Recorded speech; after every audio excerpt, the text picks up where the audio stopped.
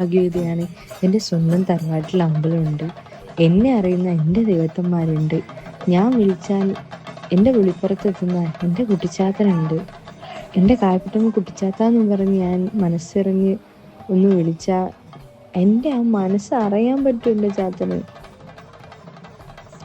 ഞാനീ പറയുന്നത് കേൾക്കുന്നവർക്കൊരു തമാശയായിരിക്കും. അത് ഉള്ളിൽ തട്ടി അനുഭവിച്ചറിഞ്ഞവർക്ക് മാത്രമേ ആ ഒരു കാര്യം അതേപോലെ മനസ്സിലാക്കാൻ പറ്റുള്ളൂ. എൻ്റെ ചാത്തനോട് ഞാൻ എന്ത് മനസ്സറിഞ്ഞ് പറഞ്ഞോ അത് എനിക്ക് അതേപടി നടത്തി തന്നിട്ടുണ്ട്. അതാണ് എൻ്റെ ചാത്തൻ. അതൊരു ധൈര്യമാണ്.